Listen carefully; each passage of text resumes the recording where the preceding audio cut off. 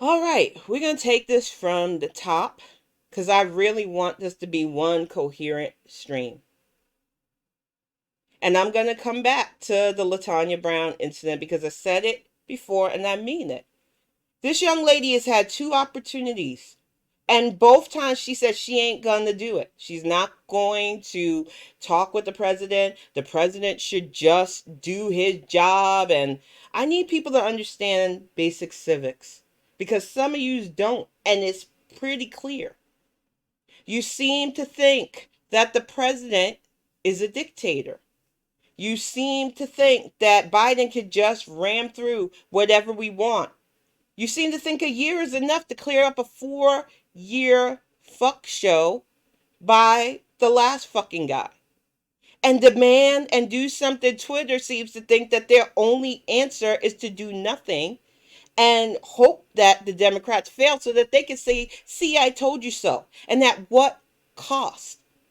Their I told you so comes at the cost of people like me who are a constant target for the other side. They're not coming after those of you who need to be motivated off your couch's right to vote. They're not coming for your body autonomy if you don't identify as somebody who can give birth. They're not coming over for your rights if you're a cisgendered straight person. No, they're coming for people like me. But you don't care because you feel far enough removed. And then some of you are so stuck in the cycle of apathy that you continuously let these character actors decide your political fate for you. It's why some journalists can get on Twitter and their platform and predict how we're going to lose the midterm because they bank on your apathy. They bank on some of you using the excuse to just sit home. They bank on you not understanding that while we call ourselves the United States, we are literally 50 separate states that have different regional views on things, trying and failing to work together. They don't want you thinking on that level, and that is so detrimental and dangerous. If you put 50 different people in a room and give them one topic to try to all agree on and get that to happen, I call you God at this point. Because 50 different people from different regions and different views trying to come together on one topic, especially a hot button topic, you're going to get a host of answers. That is the reality of our nation. And we have checks and balances in place because if we didn't, and somebody rose to the power of the presidency, it could be bad. That is why Biden can't just pass certain bills. That is why we say we need you to vote in your state and local elections so that we can get legislation passed in all three branches. And I'm going to tell you something that really is doom and gloom. Sky is falling. So some of you really love that aspect and angle. Let me switch the view on this. So some of you really love the whole doom and gloom aspect of politics. McConnell already got the biggest win with getting the Supreme Court the way he wanted. Supreme Courts are a lifetime appointment. So when you say, oh, things are bad, yeah, things are bad on a certain level, but things can be worked around. That's why we have 3 branches of government. And right now, while we have a technical majority in the Senate, it's still not enough because unlike the GOP or the insane clown posse, as I like to call them now, we have Democrats who don't always fall in line. We shouldn't have people who just fall in line. That line of logic really scares me. But we have Democrats who are out for their own agendas. They could be the young justice types who tell their constituents, I'm here to get you free stuff, even though they know that's not true. They could be some old hardliners who used to be Republicans, who have their own constituents with issues that they have to appease. We are literally a group of different states trying to come together as best as we can and negotiate. That is the whole crux of politics. And they bank on you simple-minded types who don't want to think and don't want to do your bare minimum. You do the GOP the favor when you amplify the type of people who are like, Biden ain't doing enough. Therefore, I'm not going to do anything in the midterms. I'm not going to turn out. The poll numbers don't lie. You have showed us over and over again as you bitch about the filibuster and the Voter Rights Act that doing nothing gets us exactly that. Yeah, who's amplified? Who's on your clips of MSNBC, which y'all are still watching? I don't understand it. You say it angers you. You say you get tired of the same doom and gloom, yet you watch it, amplify it, and give it ratings. Make that make sense. Y'all continue in a perpetual cycle of fuckery, and I guess it's nobody else's fault, or it's somebody else's fault. Honestly speaking, since the ninth grade, I understood civics. Since I was a child, I understood why voting was important. Some of you are showing that you never got those life lessons. Some of you really think that the president is just a dictator that will do what you want them to do. And that's not how this works. And then some of you were dinging because of this whole Latasha Brown bullshit. Biden and Harris for going to Georgia without understanding the implications of it. So I'm going to break it down because some of you are really, you need it this simplistic. Kemp is running Georgia. Kemp has already showed that he is not above rigging elections. Matter of fact, in the January 6th consult that we are doing because we had a terrorist attack last year, domestic terrorism attack, they have found that there are several states that acted shadily and underhanded when it came to voting, trying to hand Trump the election. And Kemp was he was the same. And I still don't think he won his election fair and square. That's why I'm so glad that Stacey Abrams is gunning for him. But what Georgia has been doing is a massive redistricting and voter suppression gerrymandering tactic. Lucy McBath, a woman who lost her son, she is a mother of the movement. She lost her son to a violent act by a racist. And she took that pain and instead of shutting down, ran for something. She is a congresswoman now. Her district is in jeopardy because of this redistricting. That is why our president and vice president is going to Georgia. But if you listen to the doom and gloomers, Biden's just wasting his time. Why can't he just make the Senate do stuff? That is not how this works. They have to be strategic. They see Georgia as a key state. Why? Because black people were willing to stand in line for hours on end to make sure that Reverend Warnock and John Ossoff balanced out our Senate. And if we had more people willing to put up with the shit that black voters do just to get our voices heard, we wouldn't be in this mess. But some of you bank on us a bit too hard. And because of that, character actors like Miss Brown have formed their lucrative scam. She's supposed to be for voter rights in Georgia, right? She's had 2 opportunities to meet with the president and vice president. 2 times. She has not only turned it down, but acted like it wasn't enough. And then you've got young bloods predicted, oh, it's not enough. I'm justified in not being politically active and aware because it doesn't matter anyway. And that level of apathy hurts us all, but it really hurts people like us who are always hurt by the other side. And I'm just tired of seeing this perpetual motion of fuckery put forth as valid political strategy. So I'm asking y'all who perpetuate this. Some of you who have in my mentions perpetuating this. How is doing nothing going to help us? Can you really seriously answer me that? How is staying home, not electing competent officials, going to help our plight? Because you're all about saying how the Dems aren't doing enough. Some of you are all up in your feels and coddled by those feelings. But the other side has cost us. We are going to be paying the cost of Donald Trump's presidency for years. Some of us have buried family. Some of us have lost dear friends to a preventable pandemic, and it's on a global level. I don't pretend like it's only affecting America, but I have been directly impacted by this. Going out the way I used to, and I'm a fucking introvert. So it's not like I was the party type anyway. But even the limited going out that I used to do has been impacted by a 4-year fuckery. So I get that nerves are eroded. I get that people are tired, but it makes y'all more susceptible to character actors. And I've been saying this since December of last year, and I mean it. I don't trust anybody who's soothsaying doom anymore. Because it's real easy to put forward a negative message. It is so super easy to talk the sky is falling. It is so easy to justify people being politically non-invested. And for years, a lot of you, especially those of you who grew up in small towns or rural areas, were spoon-fed the lie that you don't have to think about politics that much. My boyfriend said I could use him as an example, and I'm going to, without throwing him too much under the bus. He is from a small town.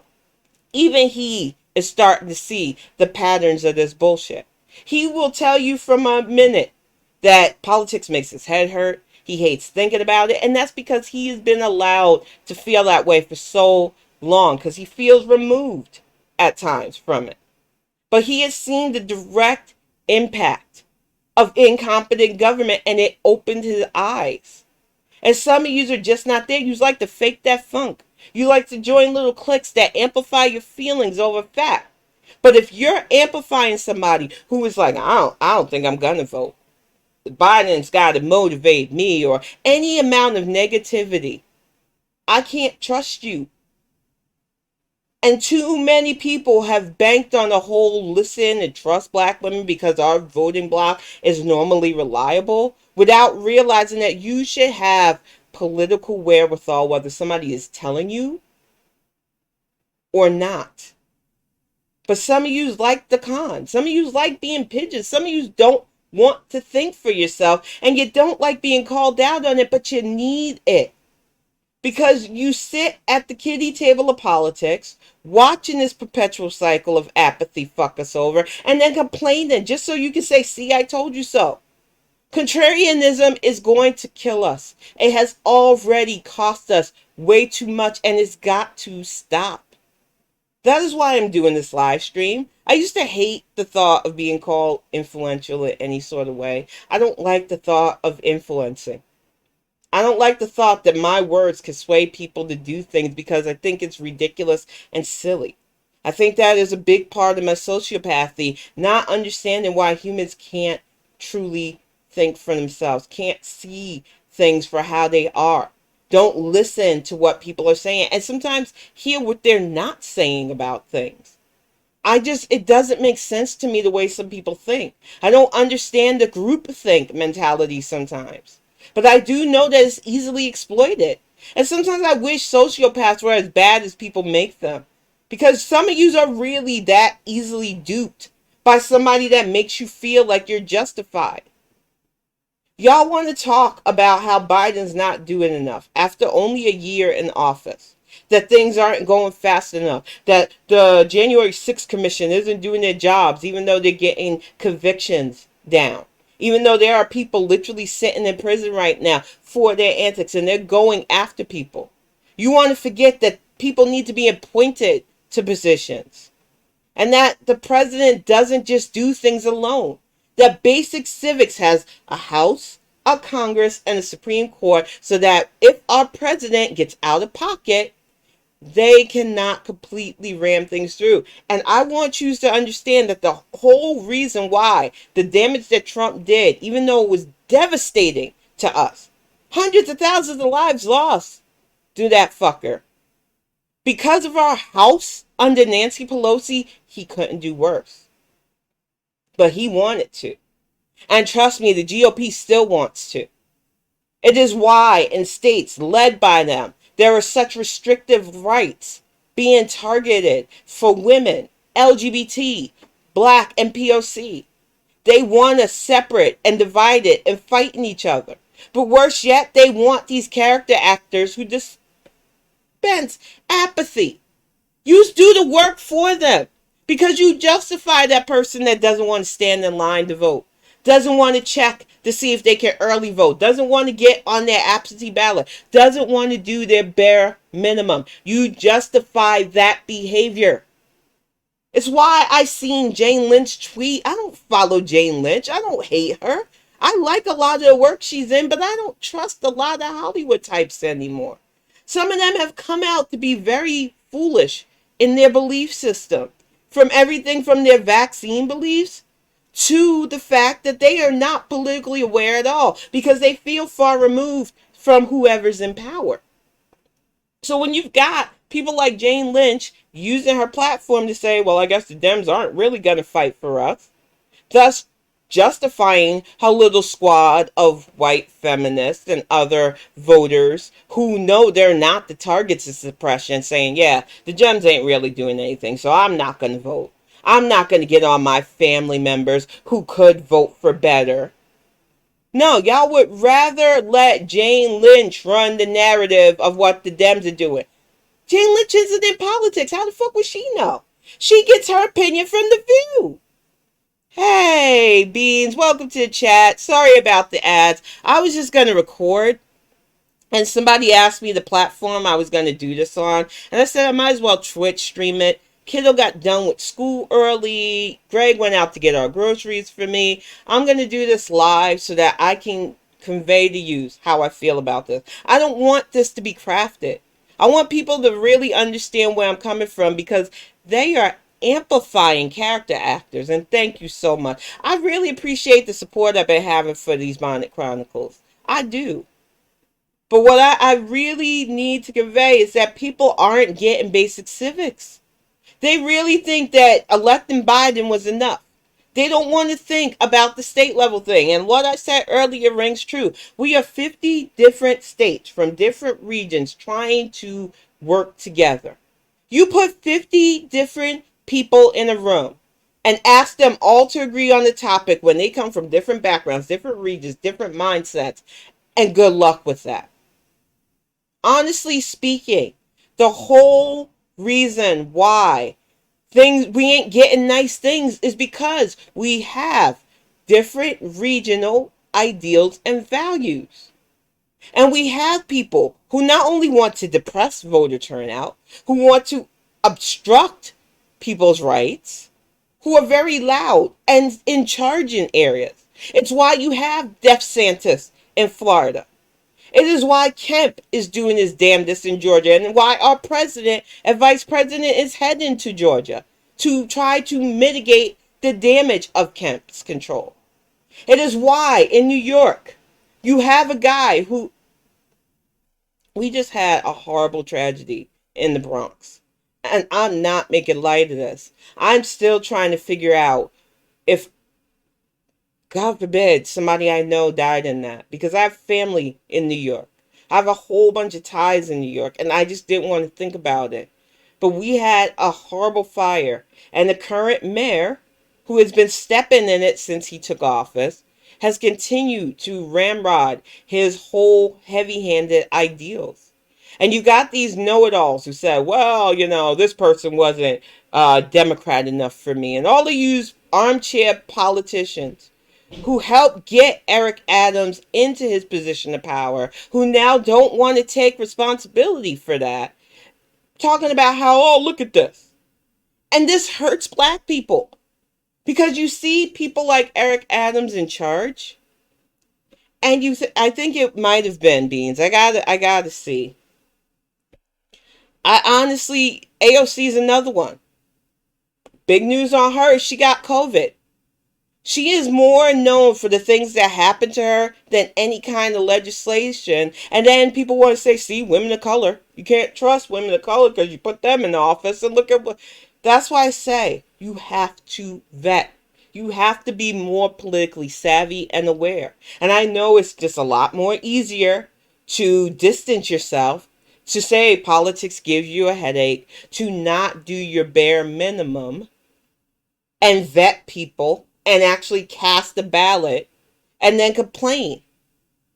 And it is a perpetual cycle that I keep seeing happen. And back in the day, especially when I was younger, I didn't want to rock the boat. If I had this platform years ago, I probably wouldn't have done much with it. Because I was of the mindset that people should be able to believe what they want to believe. But that belief system is harmful. We have lost way too many lives. And the other side are still acting like a death cult. Talking about drink and pee. to cure. Drinking pee is not going to cure COVID. You know what's going to help you versus COVID?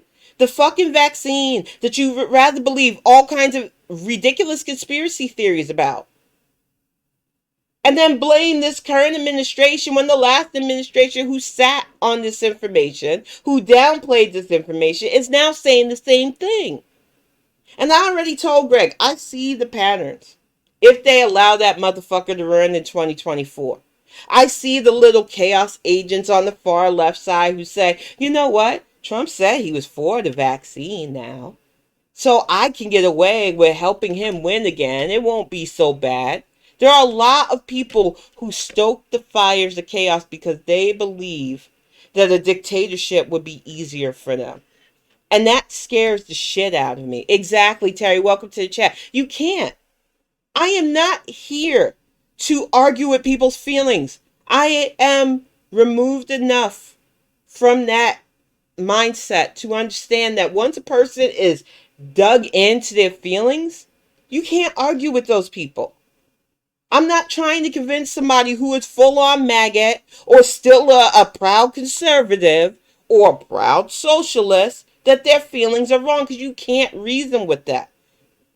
I want to talk to the people who claim that they're Democrat. I want to talk to the people who constantly talking about resist, who put a blue wave emoji in their name, who swear they're on the right side of history, but the moment someone gives them an out through political apathy, they spread that same, oh, the Dems aren't doing enough. The midterm turnout for the last few years don't lie. Some of you think that doing bare minimum, participating in the national elections, if that much, is enough. Not helping us on a state level has done more harm to all of us collectively than people want to admit.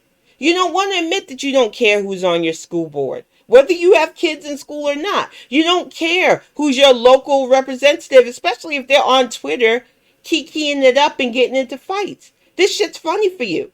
This is like a Real Housewives politics edition for you. But this is not a game, because the people who get hurt the most are people like me. People whose families are struggling just to survive in the country that should be a first world nation. But we're not. And your faves who are acting contrarian now, who are talking about what the Dems aren't doing, what's their plan? Because Miss Brown, Miss Latasha Brown, who I didn't know when I lived in Georgia, never heard of her, apparently an activist, thinks not showing up to talk about voting agendas is the same as pushing a voting agenda. And you can't make this shit make sense. It's not logical to me to say that I am going to do something by doing nothing. I get that some people want to say that's powerful, that has impact.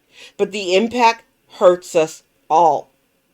You can't be an activist with inaction. You will never convince me of that bullshit.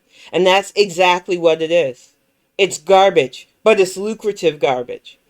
She could go to Cabo. I couldn't believe when I watched that video that my friend posted. And I love that I have friends who get the receipts of her and her friends. And this is recent.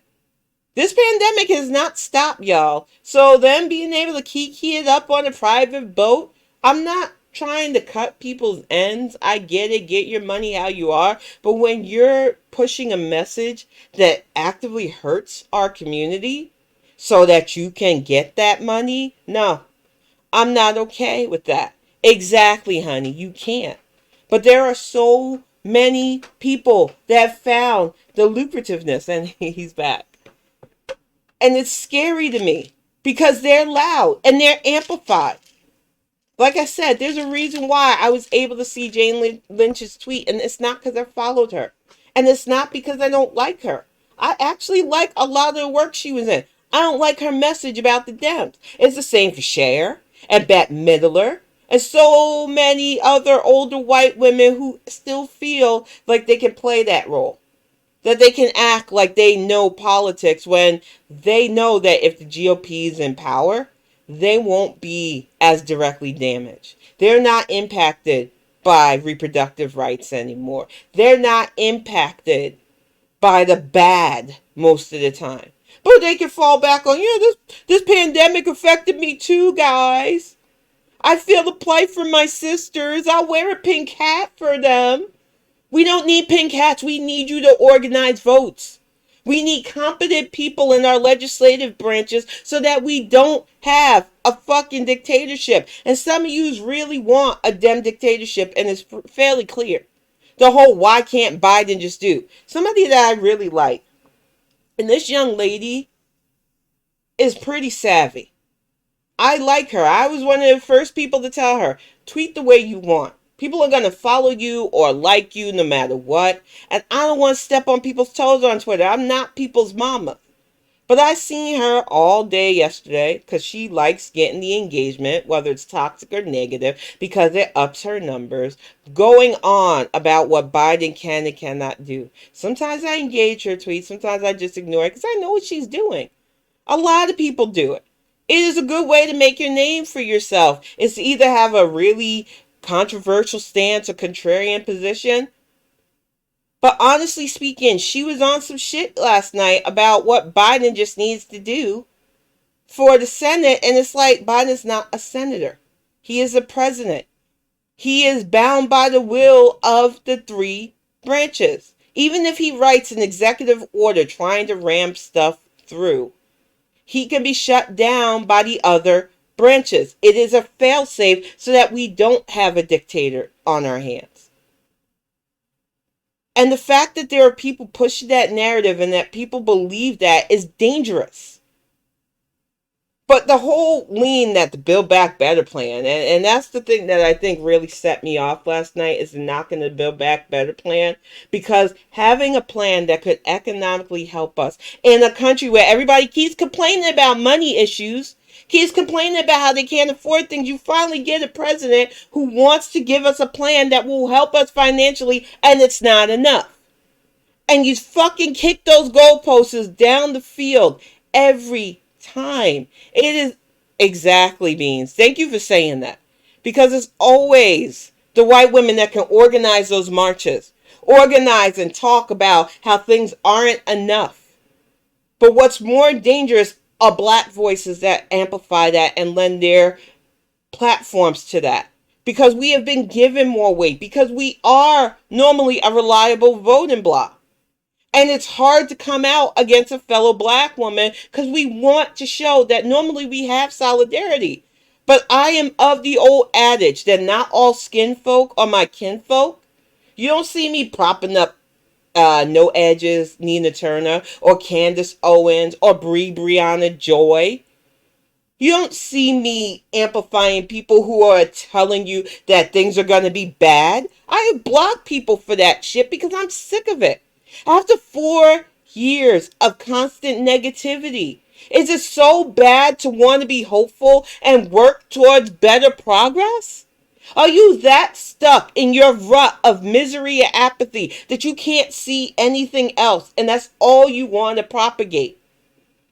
I have nothing left for people like that. I am so exhausted as it is mentally. I tell people all the time, I'm an introvert, I'm a shut-in. One of the things my doctor 2 years ago, before the world went to hell, was working on me, was getting out and socializing more. Now, I can tell you, sorry, Dr. Tadeo, I don't want to be around people no more. This has justified me not being around people anymore. And it hurts to say that because I know the doctor was working so hard to break me of that agoraphobia that I've been feeling for the last few years.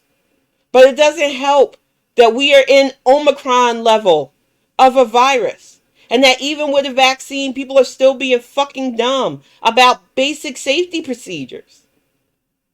And some of you are so selfish and entitled that we are still burying people. And you are arguing about school closures and how that inconvenienced you without realizing that we are still in the red zone of this. And even with competent leadership, if people aren't going to do their bare minimum to take care of themselves, we are going to be stuck by this. And it's the entitlement that gets me on this. So many people who could be doing the right thing for themselves and their family that refuse to, and then shift the blame on the other people. It is so fucking exhausting, y'all. And then you have people that you think should know better. One of the comments, and I'm going to expose this person just a little bit. I hate to do it, and I probably shouldn't. And I don't want you going after this person. But what they said about Merrick Garland, I want to highlight because I made a commentary about Merrick Garland a couple of days ago because I'm kind of fed up with it. I really am. I said Merrick Garland in my last Bonnet Chronicles doesn't have time for do something Twitter. Optimus, who I really respect normally, I really do like a lot of stuff they said normally, not this time around, had to disagree with me here. Based on reading too many books revealing the sham of the DOJ, which I'm going to unpack that in a moment.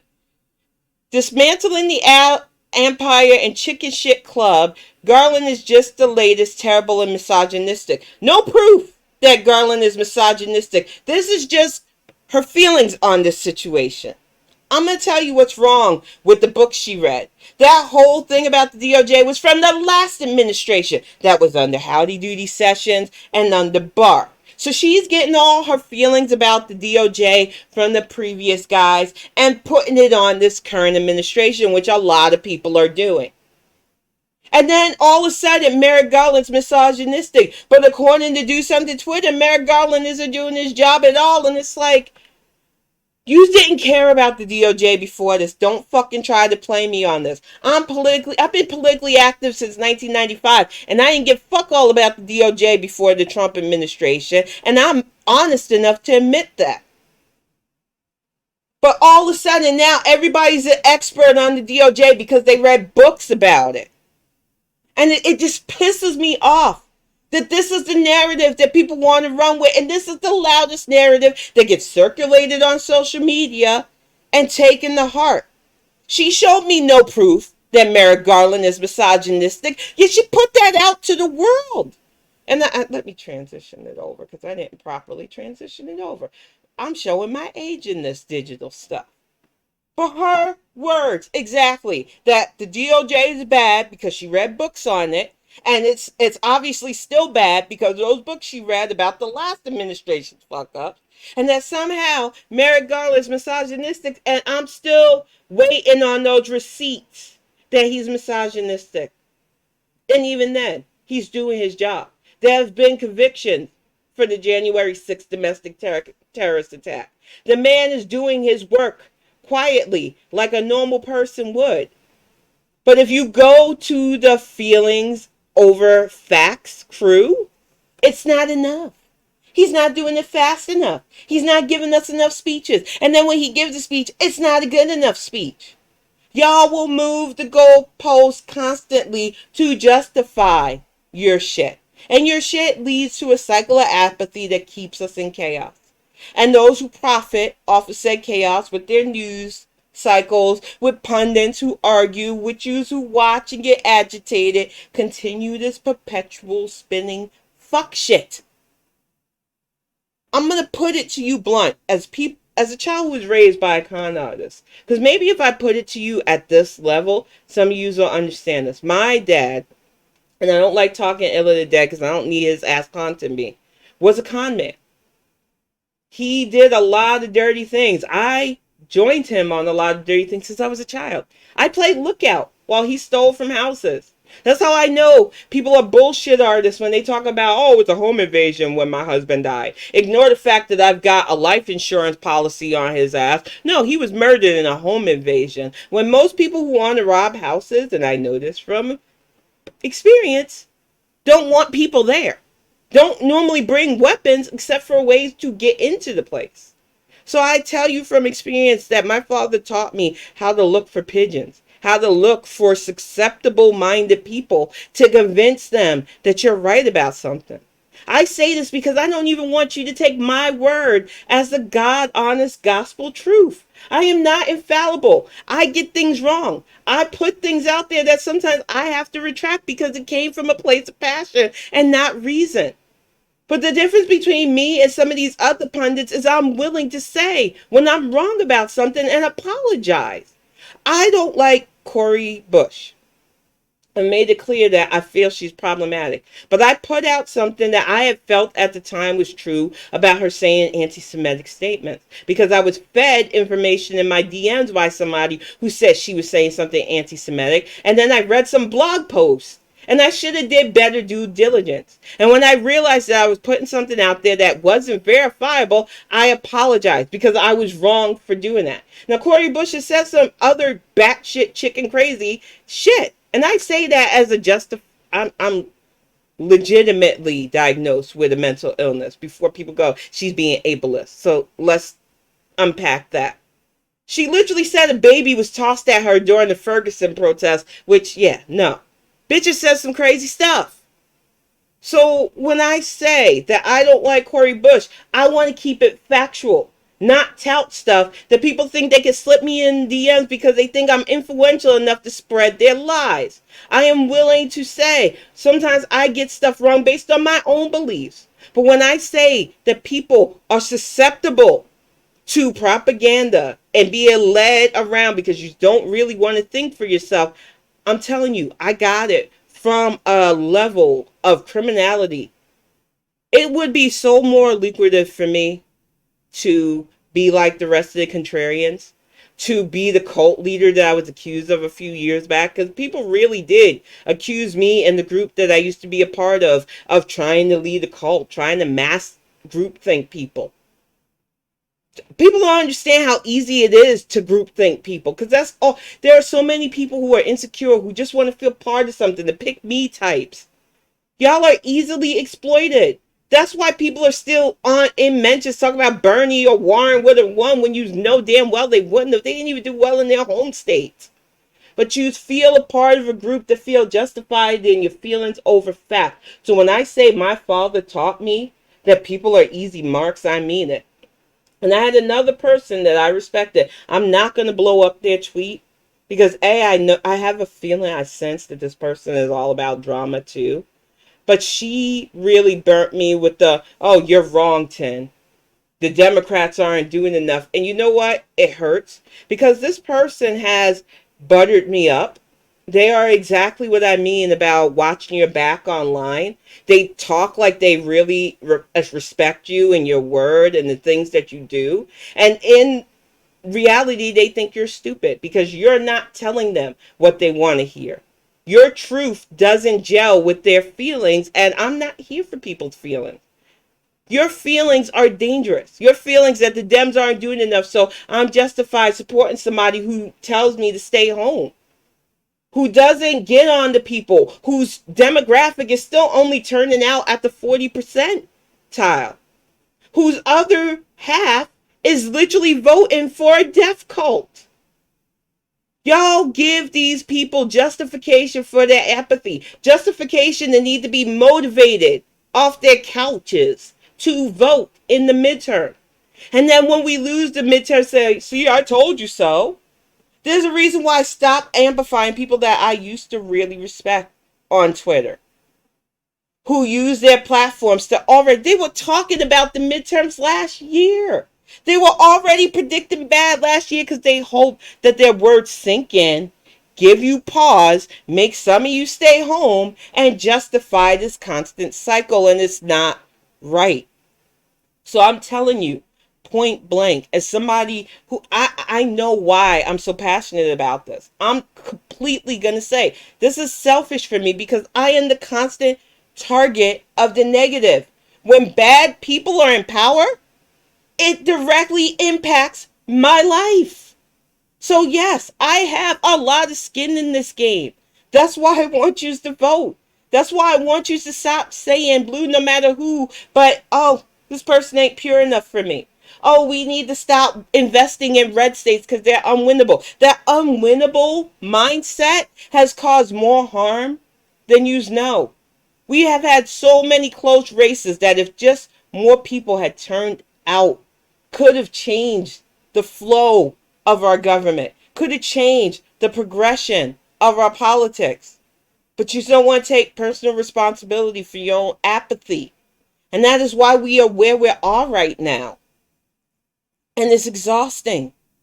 Because I wish I had been the kind of sociopath that people are so afraid of. The kind of person that says, you know what, I don't freaking care. I'm far enough removed from this. I can make bank from telling everybody that their fears are justified by my book predicting it.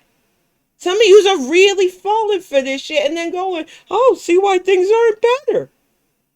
We elected the adults in the room. Why aren't they waving the magic wand and making things better? I didn't pay attention to civics. I cut classes. I don't realize that the president can't just ram things through. What do you mean I got to pay attention to Congress? We've got a majority now. We have a technical majority. Yous will always get me on that. Eli got me on that. We have a majority now. What's your excuse to that? My excuse is that not everybody with a D by their name has the same agenda. We learned that with Manchin, who everybody seems to want to use as the newest boogeyman. But Manchin wouldn't have power if there wasn't 50 other, 49? No, 50 other GOP fuckers that can help back his power. Why do we even know about a senator in fucking West Virginia? The only thing, and I say this all the time, that I know about West Virginia is that driving through it when I was moving back and forth made me feel like I need to get the fuck out of this state before it's dark. But some of you have West Virginia in your mouth like, oh, West Virginia's holding too much power. Well, you know how we take the power out of its hands? By taking Florida, taking Texas, making sure California doesn't fall into another character actor's hands, making sure that New York doesn't fall into character actors' hands, and getting states like Iowa to stop fucking electing guys like Steve King, who are openly racist, and get people who actually care about their constituents in legislative roles. Some of you forget that we are not an actual United States. We are 50 individual states trying and failing to work together. And until we get better state representation, you can't pin all the bad on the local. I'll even say that for the dummy that was in power the last time. And I hate that. I hate that I have to say that. As much as I want to blame Trump for all the bad, and I do blame him for a lot of the bad, he didn't work alone. He had McConnell. He had Barr for the longest time. He had a Supreme Court stacked with, I like beer, and a hand fucking made it. He had the machinations of Mitch McConnell backing him. He still lost, thank goodness. But this is what happens when they're in power. Rights are rolled back and restricted. And maybe not your right if you're a straight, cisgender, white person. But if you're not straight, your rights are at target by them because they morally think they're better than you. If you're not a male, especially a white Christian male, your rights and how you pray are the targets, or according to them, they're the victims of your religious right to be. They're constantly both the oppressor and the victims in this narrative. And yet you want to handedly give them power again by staying home, by amplifying the do nothing who's yelling do something to the people who are trying. You can't make this make sense. And I know that there are more savvier people, especially now. I'm loving that there are a lot more people lending their voice to this. One of my favorites is Black Women Views. Another favorite of mine is a doctor, and I'm blanking on her name because I'm so upset by this, y'all. But anybody, Chantel, anybody that I retweet, Kenny especially, I love Kenny. Kenny needs a show. I would watch Kenny's show. Y'all want to watch somebody talk politics real? But you don't want to amplify them because they're not going to tell you what you want to hear. They're not here for your feelings. They're here for the fact that every time you allow that apathy to take over, we get screwed. We get fucked over by it. Exactly, Ismael. But according to a lady who is propping me up in DMs, she's telling me that I don't know enough about the Dem situation. I know that currently in Texas, the Dems ain't running shit. The GOP is the ones who are governing that state, who are rolling back. So when I say on a state level, if we get those fuckers out, maybe our rights wouldn't be targeted. I'm not personally attacking people. I'm just saying it like it is. And exactly, Beans. But yet people don't want to amplify Kenny. They would rather retweet Joy Reid saying the Dems aren't doing enough. And it's exhausting. And to have people who I felt knew better, because I allowed them to gas me up in private, because I allowed them to make me feel like my platform was important to them, try to tell me in the same breath that I don't know what I'm talking about. I do. And I'm not saying that like I'm infallible. I just told you a few minutes ago. You don't have to take my word as the God honest truth. But the system is there for all of us to see. When you live in a state where you're, look at DeSantis as an example. He is literally looking like he has COVID.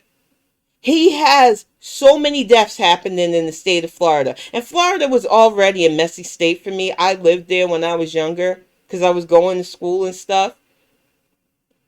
To have a politician that personally invested in making sure that his constituents stay ignorant and literally die from this preventable pandemic should give you pause. But people don't want to talk about that. And it's scary because these people are doing real damage to all of us. The state of Florida is not that far from a lot of us, and a lot of us have college-age students that go down for spring break. Spring break is about to come up in a few more weeks, and you think the YOLO crowd cares that the pandemic is still ongoing? Do you think the YOLO crowd cares about Omicron? They don't. And DeSantis ain't gonna shit on that revenue. He's not gonna close his state down for the good of Florida. He doesn't care. And instead of organizing to get a governor like that out, some of you would rather act like, oh, it can't be, Florida can't be helped. What can I do about the situation? All I want to do is bitch about how nothing changes. And use a part of the problem. And I know by saying that, I'm not going to win friends.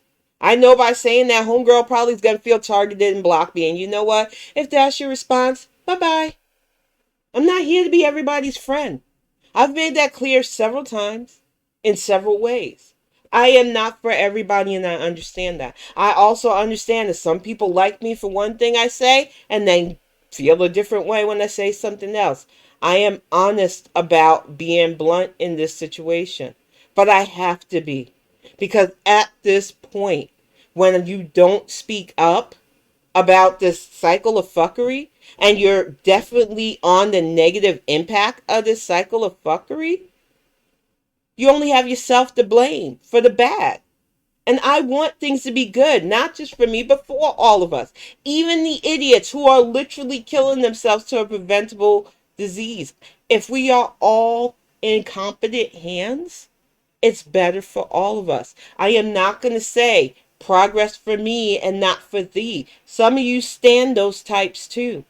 And your selfish behavior and entitlement is detrimental to all of us. We have to do the work. It can't be somebody else. And you have to turn out. Voting is the most easiest, bare minimal thing. Afrosabi tweeted out yesterday, and she's another one of my favorites. And you probably need to follow her if you want somebody who's actually doing activism and not just telling you. She asked people, are there any phone banking, text banking things out there that she could take part of? Because this is serious for her. She is a former vet. She is on the ball with this stuff. And she wanted to know, how can she help? Even if she's not living in that state, how can she help an election? You need to be more like that. Instead of amplifying people like Latasha Brown, who doesn't want to meet with the president. Some of us will never have that opportunity. Some of us will never get to meet with a president or vice president. Have that open dialogue. Have the president come to their area and be able to directly talk with them. So when I see somebody who actually has that opportunity and would rather squander and then squawk on MSNBC about how stuff ain't getting done, I have to pause and call bullshit. Because that's what that is. And you would rather amplify her because she's a black woman and supposedly did so much work. But when push comes to shove and she has the opportunity to actually further voter rights, and her whole stance is, it's been a year. Things haven't been done fast enough. So I'm going to stay home and stay out of this. I'm going to protest this. Why are they coming to my state? And I'm going to break this down again because some of you need repeating on this. Georgia under Kemp is in danger. Georgia under Kemp is being restructured and redistricted and gerrymandered. Georgia under Kemp is going to threaten not only Lucy McBath's seat, but Reverend Warnock's run and John Ossoff's rerun. Kemp doesn't want black people voting. Kemp made a order trying to ban passing out water and food because he knows the lines at black polling places is long. But little miss, I'm a voter rights activist, doesn't want to meet with the president so that we can discuss these issues. How does that... Getting dry voice, y'all. Sorry. How does that make sense? How does it make sense that having an actual direct portal to the people in charge is ignored by you so that you can then go on your besties MSNBC show and talk about how nothing's getting done? Logically speaking, if I knew that both the president and vice president were coming to Michigan and I had the opportunity to speak to them, even being an introvert, even not wanting to risk the Rona, I would be there in a heartbeat. Because there are things that I would love to talk about to them, about disability rights, about the rights of black voters here in Michigan, because our GOP are trying it too, about working and non-working moms who are feeling the brunt of this pandemic, about virtual learning centers who, I don't know about you, but my son, as I said before, has been in a virtual school for years now, even before this pandemic, because the rise of school shootings and active shooter drills fucked with my paranoia too much. I want to be able to talk about gun rights, because the last time I wrote my sitting senators, the only person who responded back was the GOP who said, I hate to disagree with you, but I appreciate you writing to me. And they had the nerve to hit me up for a donation. You can't make this shit up. It's like, I didn't vote for you, man, and don't ask me for money. You disagreed with me on a gun issue right after we had the school shooting not that far from me. So you can miss me with your bullshit. This is the level of stupidity I'm up against. So this is why I'm passionate. This is why I use my voice and platform for this, because it is serious shit. So when I see somebody who is literally wasting the opportunity to talk with the people in charge, but then cry that nothing's getting done, I'm calling out their bullshit. And some of yous stand this because yous are apathetic. Yous are not even bare minimum politically invested, and then you just want to whine about nothing getting done. But what are you doing to make sure that stuff happens? Y'all can't prince and princess this shit away. You just act like royalty, like I elected somebody so I don't have to think. No, you still have to think, because when you do that apathetic stuff, your rights become targeted. When you do that apathetic stuff, we sink closer to a religious theocracy that doesn't have to center your religious beliefs. Because if you're not a straight Christian white person, your beliefs doesn't matter to the GOP. And believe you me, if they get power again, they are going to set up that theocracy that tells you that if you don't look or pray like us, you're an enemy of the state. They want that shit. They are salivating for it because they got a little taste of it with the Trump administration. They got a little taste of the devotion of their constituents. These people who are still dying from COVID instead of getting themselves tested, checked, and vaccinated. They have their loyal minions who legitimately stormed our Capitol in an act of domestic terror last year. They are unreachable as far as I'm concerned. And it doesn't help that we have character actors helping them out, spreading misinformation, spreading feelings over fact, and amplifying that because they make you feel good because you decided to sit home during a midterm or two and probably are considering not voting this time because it's an inconvenience to you. And you think this cycle of apathy and fuckery is normal. It is so normalized that people who write for the Wonkan can already predict way before the midterms how the midterms are going to turn out. They bank on it because then they can write more articles or sell more books and convince you that this is the norm and we just have to accept it. But it's not, and it doesn't have to be. You have to vote. Exactly, Terry. Cruz and Rubio are two idiots that I just don't understand how they still have seats in Congress. Cruz literally ran out on his constituents during a storm that took lives, the lives of children even. And then, instead of owning his antics, said his daughters were the reason why he was on the plane.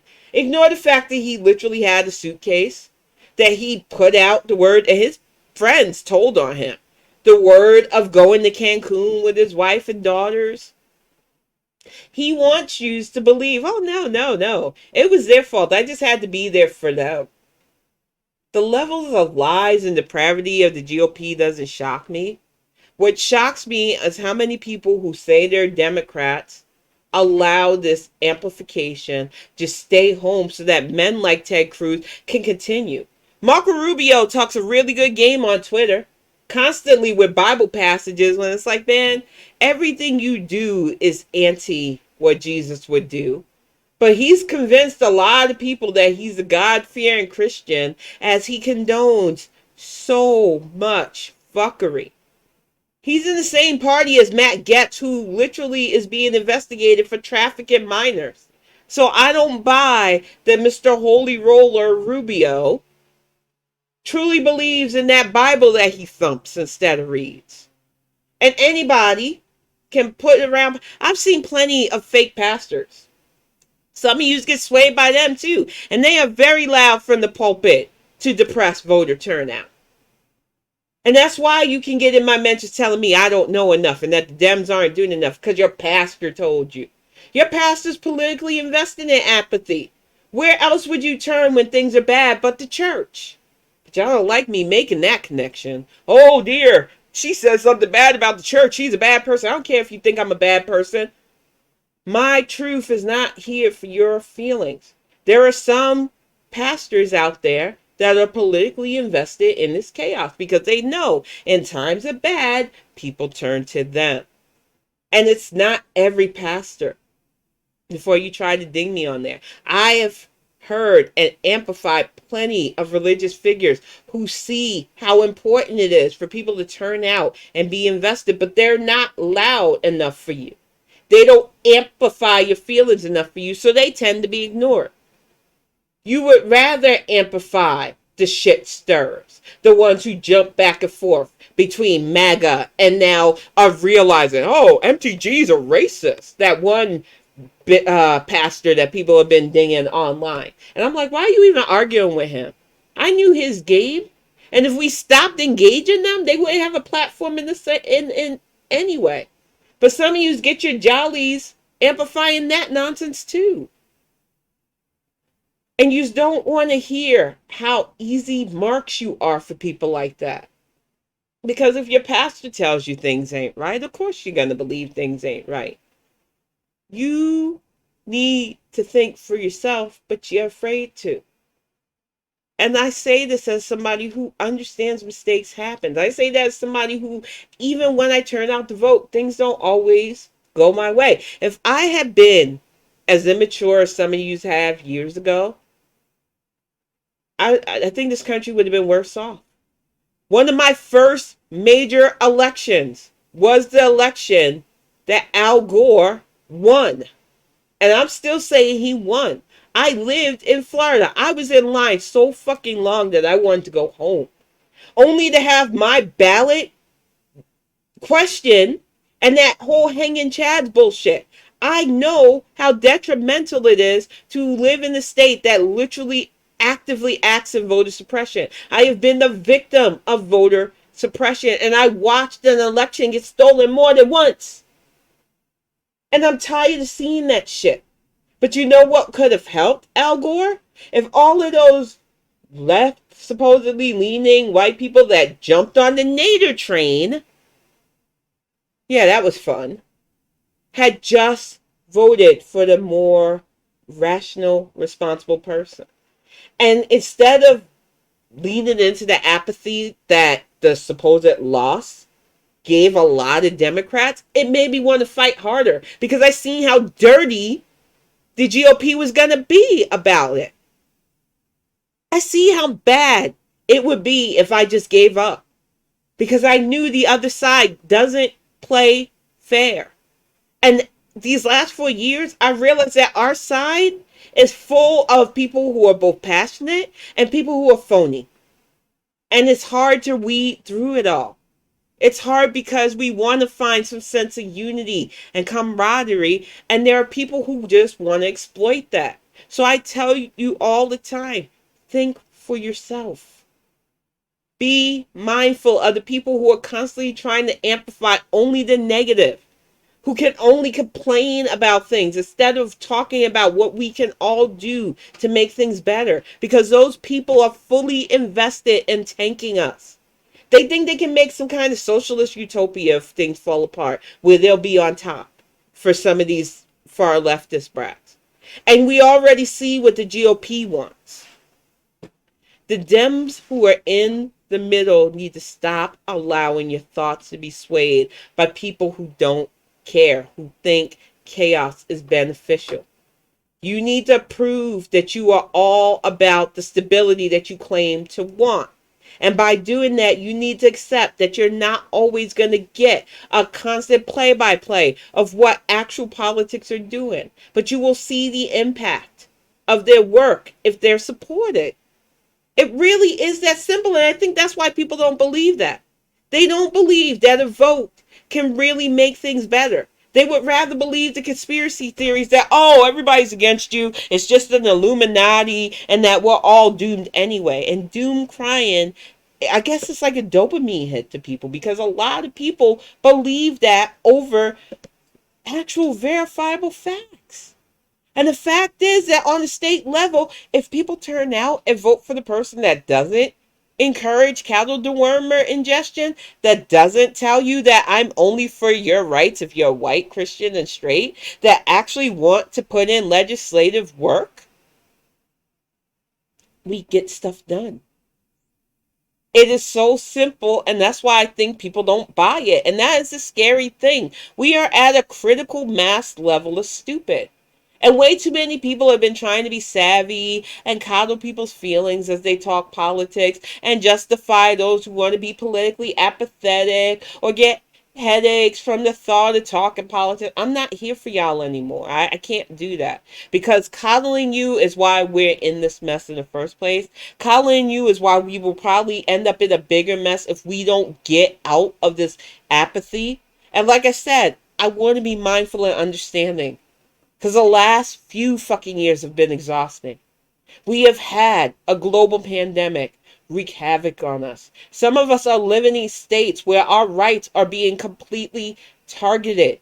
Our reproductive rights, our right to exist as trans and non-binary and LGBT altogether.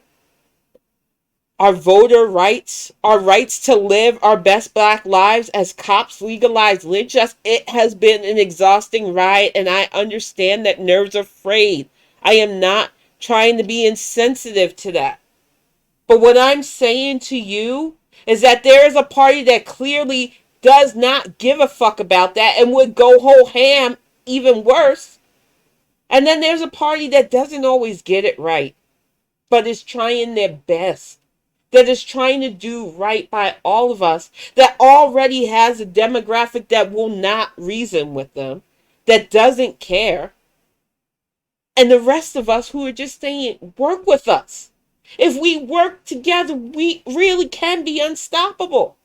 We're not always going to get everything we want in this situation, and that sucks. But as somebody who has never lived that life in the first place, who has had to be pragmatic because I didn't have a choice, I didn't get the easy button mode of life. In video game terms, I got the hardest character path. I don't have the luxury of playing games with this man. So I am saying this to you as I get ready to wrap this up because I don't want my groceries to defrost. And I really do like doing these on Friday night where I can be more chill and relaxed. If you care about the political structure, if you think Biden should be doing more, you need to be doing more too, because it's on us at a state and local level to provide competent legislators that can aid our president into progress. It's real easy to whine about what's not being done. It is harder to politically invest yourself a fraction more so that we can get things done. So if this is you and you feel targeted by my words and you want to clap back, I don't want to hear it.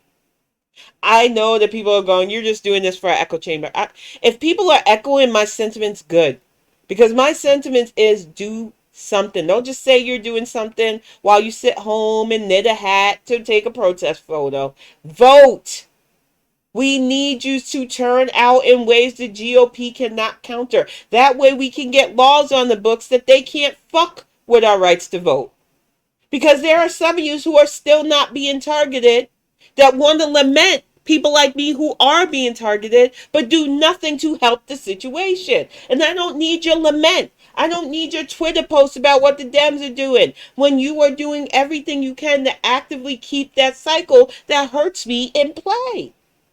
So if you're not organizing voter initiatives for this year and beyond, because it can't just be during the midterm, you have to have a political investment. Once you hit 18, if you're not politically invested, I know I can't fuck with you. So if that is not your path, then I don't care about your feelings. And that is how I am going to wrap this up. And definitely, Beans, I might text bank more than phone bank because I don't feel comfortable on the phone a lot. That's my social anxiety. I'm trying to work through it. But I am going to help because that's what I can do. It might not seem much to people, but it's better than saying, oh, there's nothing I can do. There's plenty you can do to remind people to do their bare minimum. That is why I do these Bonnet Chronicles, to remind you of what's at stake. And I really want people to start caring more. Because what's happening in Texas could easily happen in your neck of the woods. What's happening in Florida could easily happen in your neck of the woods. And I know you don't believe it, but when enough people get apathetic, that's exactly what happens. But like I said, I'm going to wrap this up. My groceries are here. I want to put stuff away. I will be back on Friday night with another Bonnet Chronicles. For those of you who tuned in to this cast, because I know a lot of you know I play video games as well, that's my Sunday show. So if you're shocked that you came in and Cal was ranting about politics, this is what I do on Friday nights. This is who I am. And I'm not going to shy away or be ashamed about that because I believe in being politically aware. I believe in voting because I know the impact of not doing so. So I want to thank all of you who tuned in. I want to thank everybody who is in the chat. Beans, Terry, Ismaili, who I miss you, girl. I miss gaming with you. We've got to find a game to play together. And so many of you who share my Bonnet Chronicles when I post it to YouTube. I'm going to immediately post this to YouTube as well. I really appreciate the love and support you have given me. And I understand that I'm not trying to say this like I'm some expert in everything. I go by what I've learned over the years. And I'm not even telling you to take my word at 100%. I want you to be invested enough to make your own decisions. But I'm tired of seeing the negative impact of the doomsayers. And that's why I did this cast today. And I hope it helps some people. But I'm going to wrap this up, get my groceries put up, and I'll see y'all all soon. Love yous.